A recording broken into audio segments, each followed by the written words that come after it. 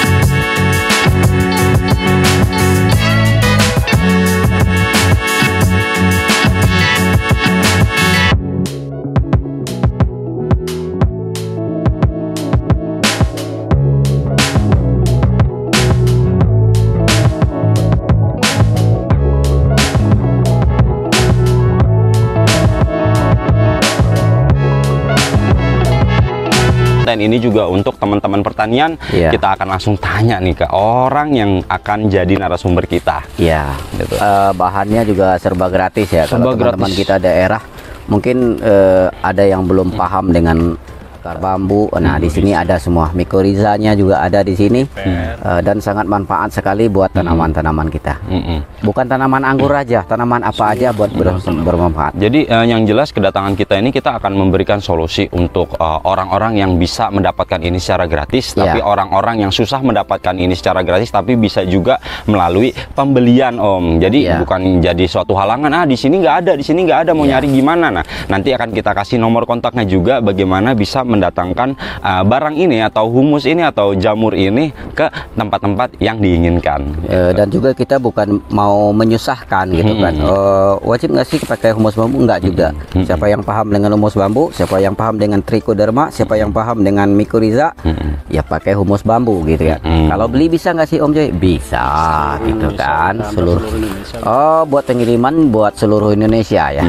Buat seluruh Indonesia akan dikirim, bisa dikirim deh. Kita tanya aja langsung aja ya sama orangnya Om Eki.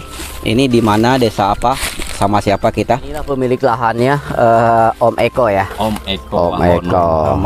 Eko Muhammad. Eko Muhammad yang punya lahan lebar banget ini. Ini hektar-hektaran ini mah. Ratusan hektar di sini ya. Jadi buat skala Jabodetabek bisa diantar, buat skala seluruh Indonesia seluruh Indonesia bisa melalui ekspedisi. Dan di sini apa nama daerahnya Om Eko? Daerah Desa Cibodas, Kecamatan Rumpin, Bogor Barat di sini. Bogor Barat ya. Dan aktivitas Om Eko sehari-hari cuman mengumpulkan akar bambu begini, humus bambu begini. Mengumpulkan humus akar bambu, dan kita juga eksperimen juga kan buat nanam juga kan. Gimana sih kondisinya, dan kita selalu meneliti untuk pohon gimana gitu kan. Dan alhamdulillah udah terbukti, dan alhamdulillah sekarang orang udah banyak yang pesen, banyak yang tahu, dan bagus lah. Konsumen saya tuh pada ngomong bagus gitu, sekali pesen pertama terbukti, pertama pasti ketagihan gitu. Kita bukan ngomong janji ya, kita ngomongnya bukti gitu. Kalau pengen ini silahkan, bisa pesen ya kan, bisa, kita juga bisa kirim gitu kan. Tentunya Om Eko dengan uji coba dibuat diri sendiri dulu ya. Diri sendiri dulu udah bagus, baru dijual ke buat orang lain. Dan sekarang udah masuk komoditas vanili, cabe untuk semua tanaman. Ke Bali itu untuk tanaman hortikultura kayak jeruk gitu. Jeruk, pokoknya buah-buahan juga masuk gitu. Yeah. Sekarang udah merambah ke semua tanaman. Dulu kan awal saya mengenalkan ini kan untuk anggur doang. Yeah. Orang itu banyak yang tahu untuk anggur. Dan sekarang ternyata di dalam bakteri dari Trichoderma, Mycorrhiza, PGPR ternyata bagus untuk semua tanaman gitu kan. Akhirnya sekarang merambah ke semua tanaman. Apalagi tanaman-tanaman yang rewel, yang susah dia, itu sangat bagus gitu kan. Itu pengalaman itu dari konsumen, bukan. Alhamdulillah sampai sekarang juga masih banyak yang pesen, terus ada langganan juga kita kan. Terus yang bagaimana sih yang diambil itu Om Eko? Bisa diunjukin yang diambil Om Eko tuh buat dijual itu kayak apa sih? Ini yang nanti kan begini Om Eko, kalau ada teman-teman di daerah punya bambu di belakang rumah, dia bisa ambil sendiri gitu loh Om Eko? Bisa. Nah, yang kayak apa itu? Yang kita ambil ini akar bambunya sama daun-daun lapuknya ya. Oh gitu. Kalau tanah kan ini masuknya sebenarnya kan topsoil nih. Topsoil ya. Yang tanah lapisan paling atas nih, ini topsoil. Iya. Kalau topsoil tetap ada ikut, cuman nggak bisa maksimal kalau saya. Kalau ini, cuman yang paling penting itu humus akar bambu. Ini ya kayak begini ya. Kalau ini ada trichodermanya, yang hijau ini ya. Ada trichodermanya, Mycorrhiza juga ada. Ya, Mycorrhiza nih. Oh, itu Mycorrhiza. Ini Mycorrhiza lebih dominan berwarna ini Mycorrhiza nih, warna putih ya. Warna putih. Oh, itu Mycorrhiza. Ini udah otomatis terkandung di sini. Terkandung di sini. Iya. Berarti kita nanti kalau udah beli ini tinggal ngasih makanannya aja. Makanannya aja, isolatnya itu paling kita pakai air beras. Air beras bisa, pakai tepung beras juga bisa. Tepung beras juga bisa. Bisa. Tinggal disiramkan aja. Tinggal disiramkan walaupun di dekat tanaman gitu. Iya, untuk perkembangbiakan jamur Mycorrhiza, PGPR sama Trichoderma itu. Oh, begitu. Jadi ini kan bakteri, ini kan jamur. Jamur ya. Alangkah baiknya diperbanyak di lahan dengan cara memberikan makanan itu juga untuk si jamur tersebut bisa supaya juga berkembang biak. Bisa juga. Bisa pakai air beras, kita nyiram ke tanaman kita yang udah mengandung humus bambu ini. Terus kita bisa pakai air ini ya, tepung beras itu ya. Bisa juga bisa. Makan bisa bikin tanaman kita makin subur gitu. Ya, itu untuk perkembangbiakan bakteri itu gitu. Jamur, Mycorrhiza, PGPR, Trichoderma untuk perkembangbiakannya seperti itu. Tapi Om Eko nggak menggali tanahnya kan, yang diambil yang di atas ini ya? Enggak, kalau tanah ini kan sifatnya kan sementara, sebentar doang. Tapi kalau ini sifatnya lama ini, makanya kalau pakai media humus akar bambu awet. Dia nggak cepat. Kalau apalagi kalau untuk rekomendasi untuk tabulam pot. Ya kan, yang tanaman di pot itu. Itu lama dia. Jadi ini kelembabannya bagus ya? Kelembabannya bagus, dingin ini. Dingin ya? Dingin banget ini. Dingin banget ini. Oh, ini kan bentuknya kasar begini Om Eko. Setelah diambil itu diolah lagi ya? Diolah lagi. Bagaimana? Kita cacah. Cacah ya? Kita cacah. Ada mesinnya? Kita pakai manual sementara.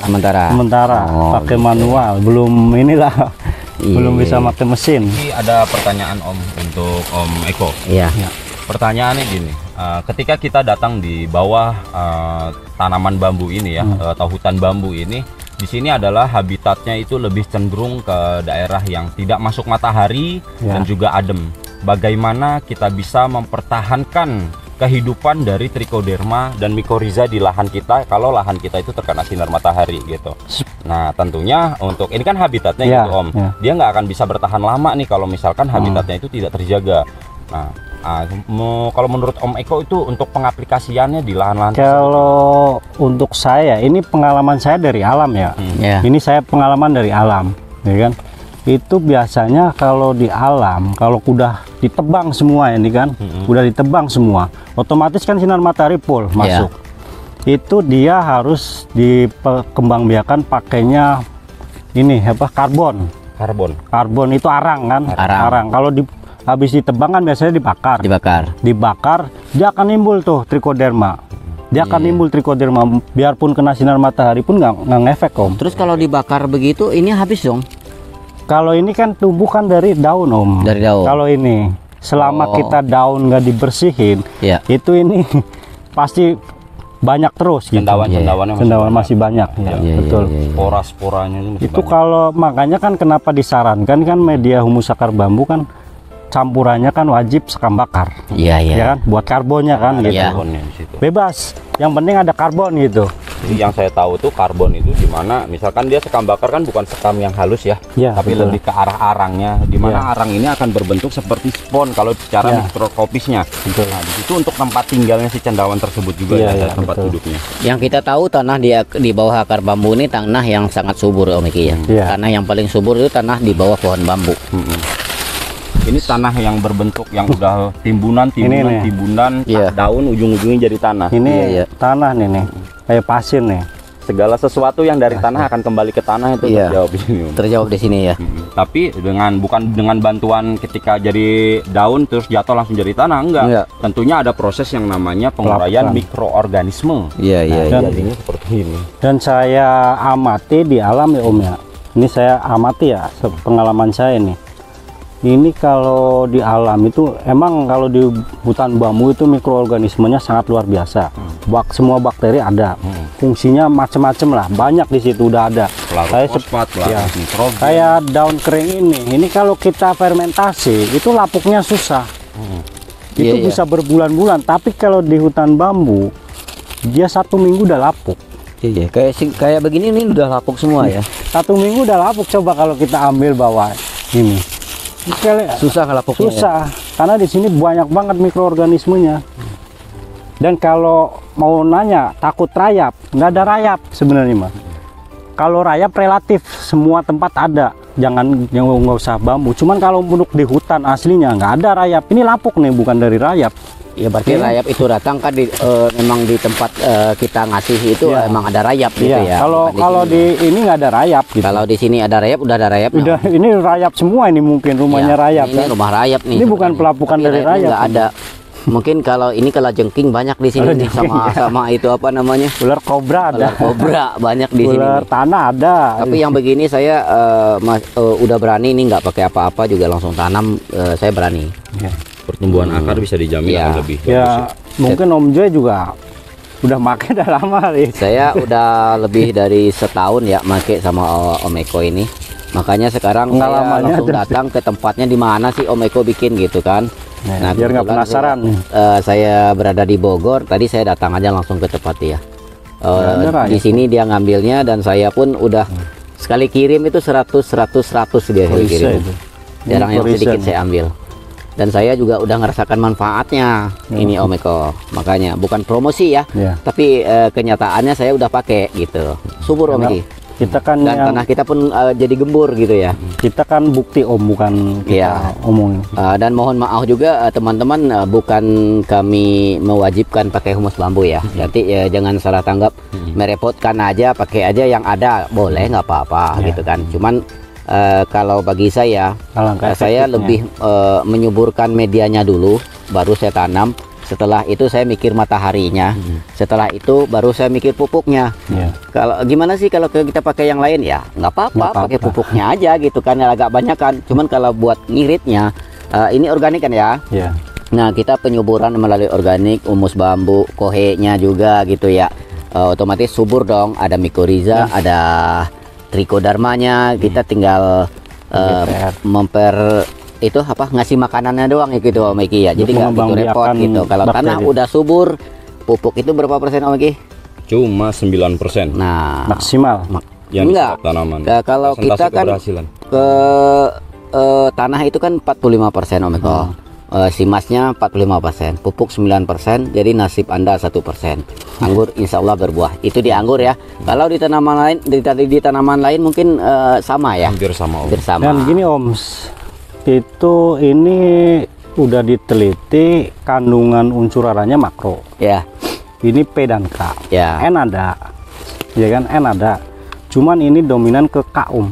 Udah diteliti.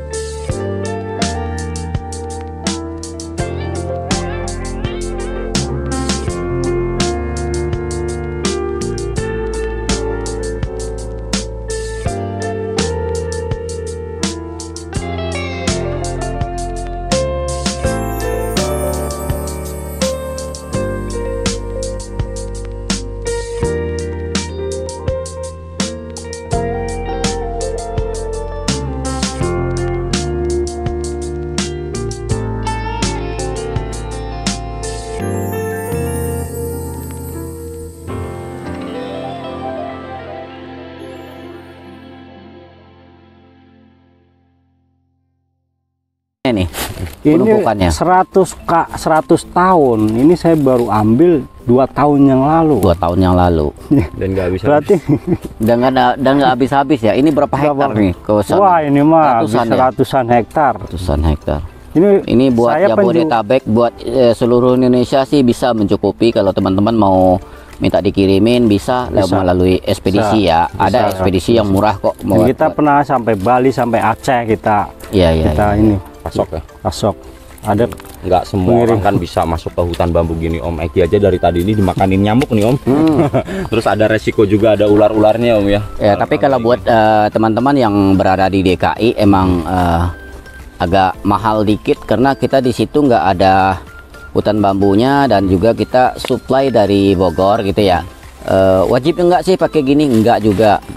Om Joy sih enggak ngerepotin teman-teman yang nanam anggur buat pakai humus bambu ya.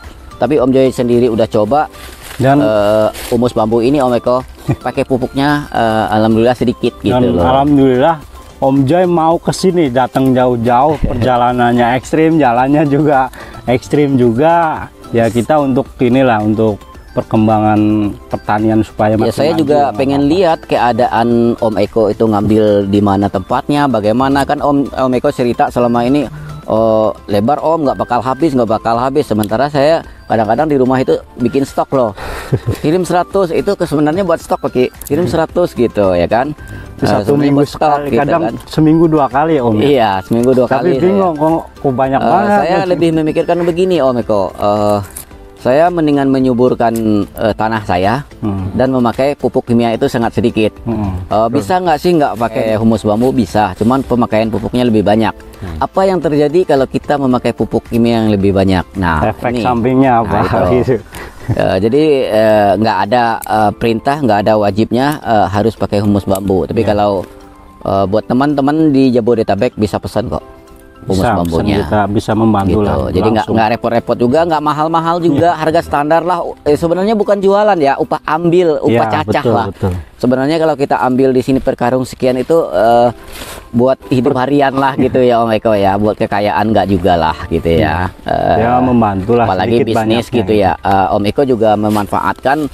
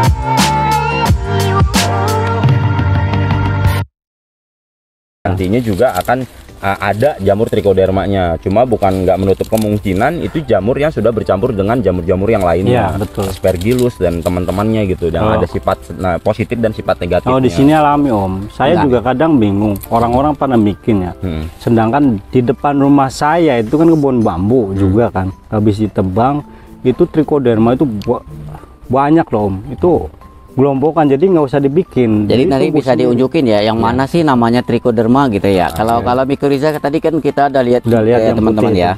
Jadi teman-teman di online ini, teman Naila maupun teman Angola itu bisa cari langsung dari hutan bambunya kebetulan ada, bisa dikembangbiakan juga ya untuk kesuburan gitu. Saya rasa di daerah-daerah itu hutan bambunya cukup banyak nih.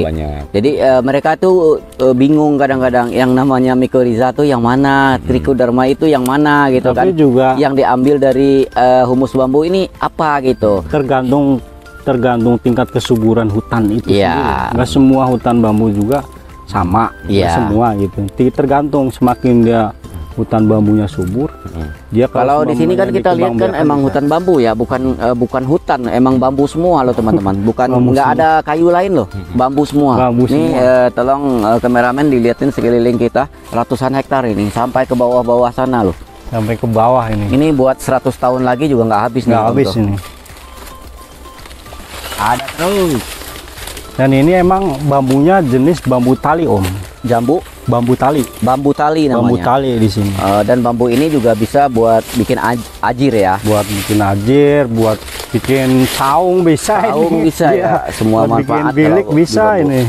Nah ini apa nih? Nah, yang namanya mycorrhiza. Ya itu. Nah ini nih di sini kameramen, tolong di zoom dekat-dekat nih kameramen, biar teman-teman lihat ini mycorrhiza. Nah ini mycorrhiza nih. Nah, apabila teman-teman itu naruh di tabu lampot atau kalau ditempelin di akar ini, di akar tanaman, ini bagus banget ini langsung. Ini biangnya bukan bikinan ini, asli alam ini. Tapi saya pakai ini kemarin, Om Eko langsung keluar trichodermanya, itunya apa? Mycorrhizanya yang keluar.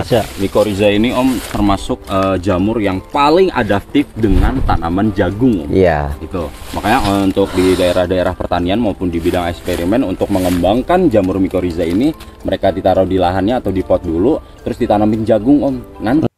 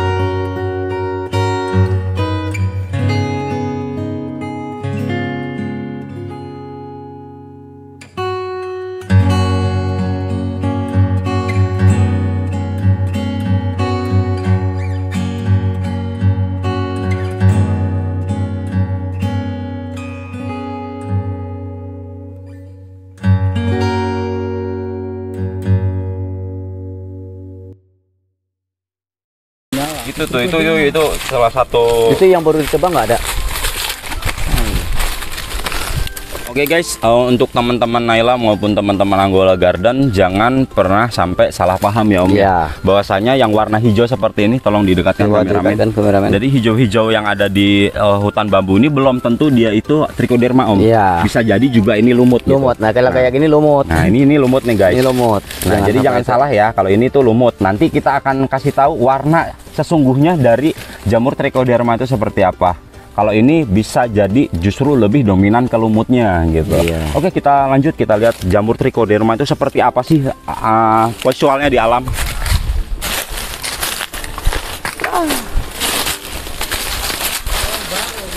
Ini baru tobangan. Keluar getah nggak ya? Keluar getah nggak?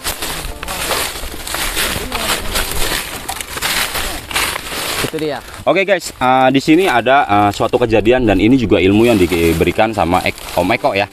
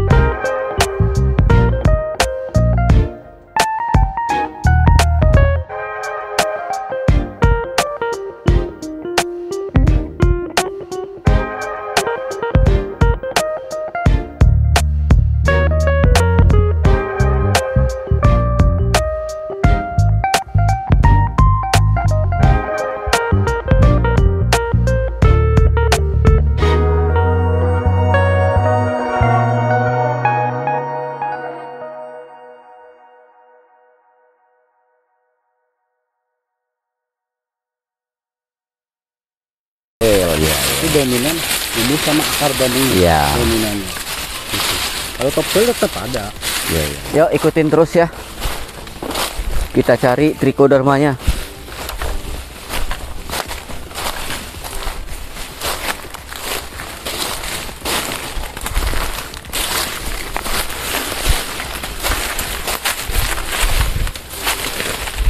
Coba.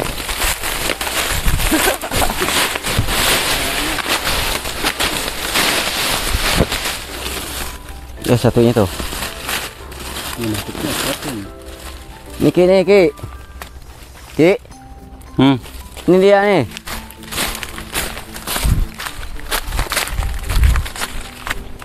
Cuman Oh berarti di rumah nggak ada F1 di rumah. Kalau pengen yang gerombol ya kayak tadi entah gitu. Yang gerombol. Lumut apa F1 nya Lumut tuh? ini. Lumut ini. Lumut kok. Lumut. Oke guys, kalau yang ini lumut ya guys ya. Seperti ini, warnanya lebih kontras gitu ya. Beda dengan trichoderma. Kalau misalkan teman-teman ada bambu yang bentuknya menjulang sampai seperti gunung gitu, biasa